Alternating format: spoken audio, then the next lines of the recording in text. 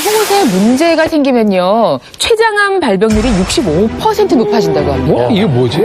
그리고 유방암 발병률이 무려 11배가 높아진다고 해요. 무섭다. 깜짝 놀랐습니다. 그 외에도 폐암, 신장암, 혈액암, 두경부암 이런 각종 암 발병률이 현격하게 높아진다고 합니다. 또 이것은 두뇌에까지 영향을 미쳐서 기억력이며 또 인지 능력에도 문제를 일으킨다고 합니다. 그렇게 되니까 치매 발병률이 65%나 높아집니다. 자, 마지막으로 이것이 문제가 있을 때는 임산부는요, 조산 가능성이 무려 10배가 높아진다. 뭐야. 결국은 이것이 무너지면 우리 몸, 우리 건강 전체가 무너진다는 얘기가 될 텐데요. 여러분들이 노후 대비를 위해서 가장 중요하게 해야 할 일 중에 하나가 바로 이에 대한 투자예요. 치과 의사들이 모여가지고 치아 하나 값이 얼마냐 매겼어요. 값을 매겼습니다. 치아 한 개당 3천만 원. 여러분 입안에 28개가 있어요. 값이 얼마겠습니까? 한번 계산해 보세요. 얼마요? 얼마요? 4천만 원. 3억 4천만 원? 우와. 입안이 아파트 한 채에 훨씬 넘는 가격. 우리나라에서 감기 다음으로 많은 질병이 잇몸병입니다. 한 해에 800만 명이 잇몸병으로 병원을 찾는데 그중 절반가량은 치료가 필요한 상태였습니다. 잇몸 질환은 단순한 구강 문제처럼 여겨지지만 전신에 영향을 미친다 해도 과언이 아닙니다. 당뇨병이나 심혈관 질환은 물론 암과 치매 위험성도 높입니다. 성인의 경우 사랑니를 제외하고 모두 28개의 치아를 가지고 있는데 치아를 지탱하는 잇몸뼈인 치조골과 치아, 그리고 혈관과 신경이 지나는 치수, 또 치조골을 감싸고 있는 잇몸인 치은으로 나뉜다. 음식물을 섭취하면 다량의 세균이 혀에 서식하게 되는데 세균이 치아와 잇몸에 붙게 되면서 세균막인 치태가 형성된다. 치태가 지속적으로 쌓이면 치석이 되고 치태와 치석을 제거하지 않고 방치하면 잇몸에 염증이 발생해 치은염이 된다. 염증이 더 심해지면서 잇몸이 점차 벌어지고 잇몸뼈가 녹아내리게 되는데 이를 치주염이라고 한다. 심각할 경우 치아를 잃게 된다. 잇몸 주위에 칫솔질이 잘 안 된다든지 어떤 원인에 의해서 세균들이 쌓이게 되면 그것 때문에 염증이 생기게 됩니다. 그것이 제대로 치료가 되지 않는다면 그 염증은 더 밑으로 진행을 하게 되고 그러면은 밑에 있는 치조골의 파괴가 일어나게 되는데 치조골이 50% 이상이 파괴가 일어난다면 대개는 발치를 해야 되는 경우들이 많게 됩니다. 그런데 이런 잇몸병은 결코 특별한 사람만의 일이 아니다. 우리나라 성인 4명 중 3명이 잇몸병을 갖고 있을 정도로 국민질병이라 할 수 있는데 그중 악성도 높은 치주염은 40대 이상에서 눈에 띄게 증가한다. 나이가 들수록 치주염에 취약해진다는 의미이기도 하다. 괜찮겠지 하다가 너무 시기를 놓친 것 같아요. 잇몸이 완전히 망가졌었죠. 잇몸병의 원인으로 지목되고 있는 것은 바로 입속 세균들. 그런데 세균은 구강 내에서만 머물지 않고 당뇨, 심혈관, 폐렴, 치매 등 전신 질환을 일으킬 수 있다.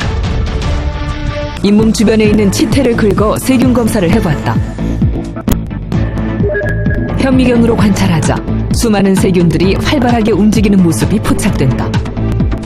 우리의 구강엔 대장 다음으로 많은 약 700여 종의 세균들이 존재하는데 특히 홀피로모나스, 진지발리스와 같은 잇몸 세균은 치주염을 유발하는 주범으로 꼽힌다.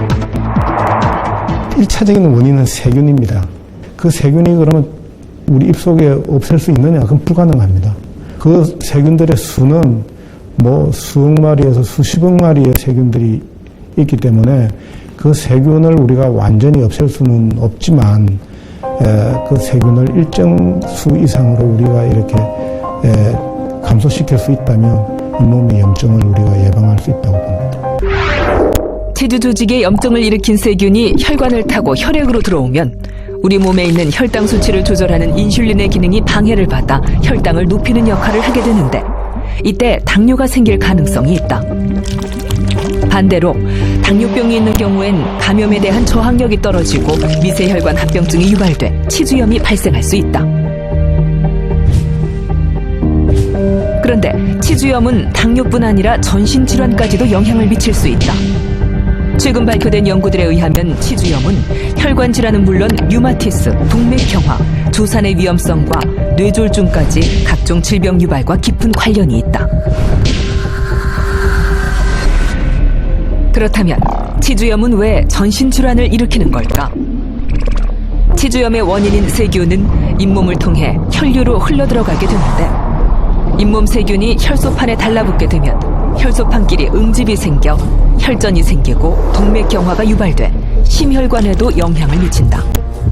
또 치주염 세균 중 포도상 구균이 심장의 판막 주변에 염증을 일으키게 되면 심내막염에 걸릴 수 있다. 뿐만 아니라 치주낭 내 구강세균인 진지발리스와 호흡기 병원성균이 폐로 흡입되면 폐렴 등도 발생시킬 수 있다.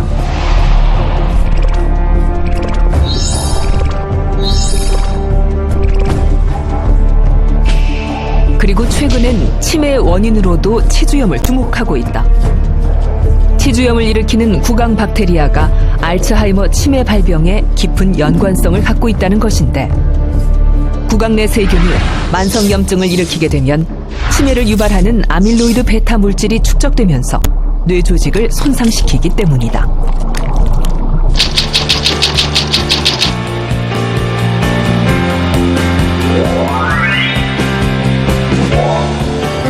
많은 연구 논문에 세균을 억제할 수 있는 항균 효과와 방염증 효과가 있다는 점에 착안, 치약을 개발하기 위한 실험을 하기로 했다. 해양 폴리페놀이 함유된 치약과 다른 일반 치약. 일반인이 두 치약을 일주일이라는 기간을 사용한 뒤 그 후 칫솔의 위생 상태를 점검해 보기로 했다.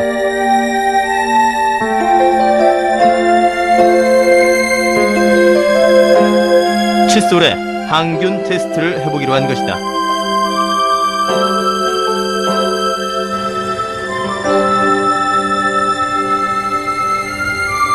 세균이 없는 멸균수에 칫솔을 따로 담가놓고 멸균수에 미생물이 번식할 수 있는 필름에 각각의 액을 주입하여 미생물을 배양하는 실험을 했다. 3일 동안 배양을 하게 되면 그 안에서 미생물이 번식하게 되는데 핑크색 점이 많으면 많을수록 세균이 그만큼 많다는 결과가 된다. 3일 경과. 최종 검사한 결과가 나왔다. 해양 폴리페놀이 첨가된 치약의 항균력이 높다는 결과를 얻었다. 또 다른 효과인 항균력 효과가 나타난 것이다.